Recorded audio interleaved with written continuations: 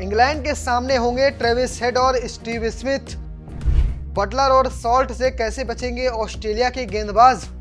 Champions trophy का चौथा मुकाबला, इंग्लैंड बनाम ऑस्ट्रेलिया। ये मुकाबला बहुत खास है। इसमें भी एक बार फिर से वही इंटेंसिटी दिखेगी जिस तरह से एसेज में होती है, क्योंकि ये टीमें जब भी भिड़ती हैं जबरदस्त मुकाबला होता है। मुकाबला खेला जाएगा गद्दाफी स्टेडियम लाहौर में। अब तक जो मुकाबले खेले गए थे कराची में हुए थे, अब ये लाहौर की शुरुआत है। ये ग्रुप बी का दूसरा मुकाबला है और इसमें होगी भिड़ंत इंग्लैंड और ऑस्ट्रेलिया की। मुकाबला 2:30 बजे शुरू हो जाएगा। तारीख की बात करें तो 22 तारीख को ये मुकाबला खेला जाएगा। तो चलिए इस वीडियो में आपको मैं विस्तार से बताता हूँ कि क्या है head to head record, pitch report क्या कहती है और साथ में प्लेइंग 11 कैसी हो सकती है। वहीं आखिर में आपको बताऊंगा कि किस तरह से बना सकते हैं बेहतरीन फैंटेसी टीम और कप्तान और वाइस कैप्टन के कौन होंगे बेस्ट ऑप्शन। तो शुरुआत करते हैं हेड टू हेड रिकॉर्ड से। अब तक दोनों टीमों के बीच कुल 160 मुकाबले खेले गए हैं। ऑस्ट्रेलिया ने 90 मुकाबले जीते हैं, जबकि इंग्लैंड के खाते में सिर्फ 65 मुकाबले आए हैं, जिनमें से 5 मुकाबलों के रिजल्ट नहीं निकले या फिर कहें टाई हो गए थे।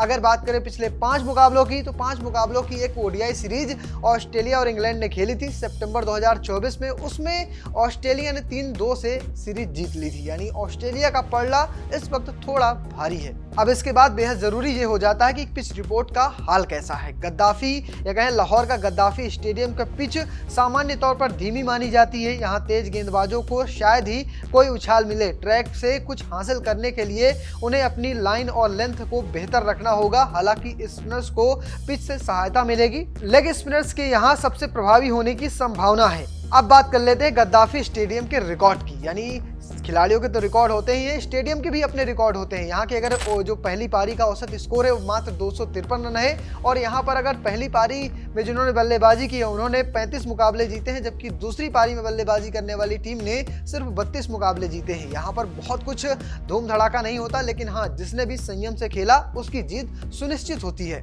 अब बात कर लेते हैं प्लेइंग 11 की, क्योंकि ऑस्ट्रेलिया की टीम इस वक्त रिटायरमेंट और चोट से ऐसी परेशान है कि स्टीव स्मिथ को दोबारा कप्तान बनाना पड़ा है। और स्टीव स्मिथ इस बार चैंपियंस ट्रॉफी में ऑस्ट्रेलिया की कप्तानी कर रहे हैं, जबकि इंग्लैंड के कप्तान है जॉस बटलर। चलिए जान लेते हैं ऑस्ट्रेलिया की संभावित प्लेइंग 11 क्या हो सकती है। शुरुआत में ओपनिंग की बात करें तो मैथ्यू शॉट और ट्रेविस हेड होंगे।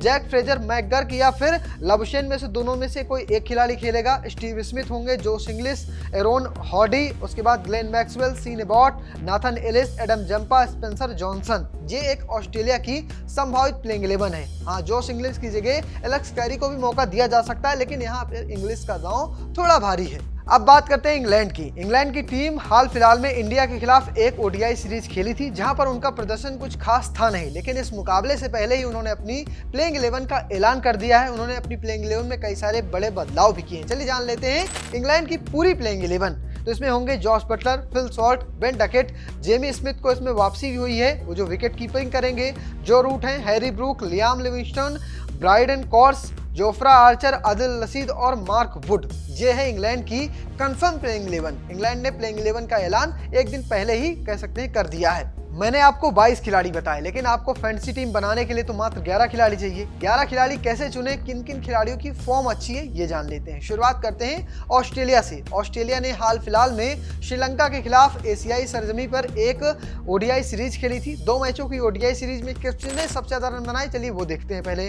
तो स्टीव स्मिथ ने 2 पारियों में 41 रन बनाए, जबकि दूसरे खिलाड़ी का नाम है एरोन हार्डी, जिसने 32 रन बनाए हैं 2 पारियों में। एलेक्स कैरी ने भी 41 रन बनाए हैं। तो ये एक रिकॉर्ड ऑस्ट्रेलिया की तरफ से। अगर बात करें गेंदबाजी की, तो सीन एबॉट ने 4 विकेट चटकाए, जबकि एरोन हार्डी को 3 विकेट मिले हैं। ये तो बात हो गई ऑस्ट्रेलिया की, प्रदर्शन कुछ खास नहीं रहा था। अब बात करते हैं इंग्लैंड की। इंग्लैंड ने 3 मैचों की सीरीज इंडिया के खिलाफ खेली थी। यहाँ पर रन की बात करें तो पहला नाम आता है बेन डकेट का, जिन्होंने बनाए 131 रन। जो रूट नंबर दूसरे पर हैं, 112 रन बनाए हैं। आदिल रशीद की बात करें तो 7 विकेट चटकाए, वहीं मार्क वुड के खाते में सिर्फ 2 विकेट हैं। अब जोफ्रा आर्चर की वापसी होगी तो उनकी भी फॉर्म अच्छी है।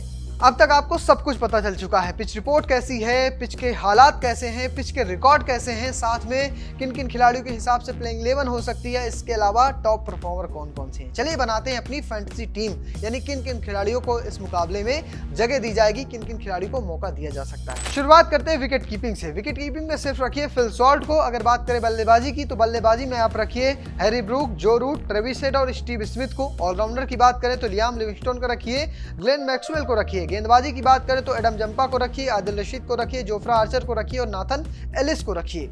ये तो हो गई पूरी फैंटेसी टीम। इसमें 11 खिलाड़ियों को मैंने मौका दिया है। इसमें ऐसे कई सारे खिलाड़ी हैं जो बड़े नाम के हैं, लेकिन यहाँ पर उन्हें मैंने मौका नहीं दिया। इसके पीछे का कारण है कि जो गद्दाफी स्टेडियम की पिच है उसमें बहुत उछाल नहीं होता है, गेंद नीची रहती है। स्पिन जो अच्छा खेल सकता है, जो सीधे बल्ले से खेल सकता है, बड़े बड़े छक्के ना लगाए, वही यहाँ पर रन बना सकता है। इसलिए मैंने जो रूट को रखा है, हैरी ब्रूक को रखा है, स्टीव स्मिथ को रखा है, ट्रेविस हेड को रखा है। ये सारे खिलाड़ी जो हैं ये एक सेट के हिसाब से, इनके पास बहुत बड़े स्ट्राइक रेट तो नहीं होते, लेकिन हाँ रन जरूर बनाते हैं और इसलिए मैंने इन्हें टीम में रखा है। अब बात करते हैं कप्तान और वाइस कैप्टन की। कप्तान भी इसी फॉर्मूले से बनाएंगे कि जो ज्यादा रन बना सके, ये नहीं कि कितनी स्पीड में बना सके। रन बनाना जरूरी होता है, पॉइंट रन से मिलते हैं। अब बात करते हैं पहली टीम के कप्तान की, तो मैंने जो रूट को बनाया है, वाइस कैप्टन मेरे हैं स्टीव स्मिथ। दूसरी टीम के कप्तान है मेरे हैरी ब्रूक, जबकि वाइस कैप्टन मैंने बनाया है ट्रेविस हेड को। फिलहाल आपको कैसी लगी है मेरी टीम, कमेंट बॉक्स में लिखिएगा और पेज को फॉलो करना, चैनल को सब्सक्राइब करना बिल्कुल मत भूलिएगा। धन्यवाद।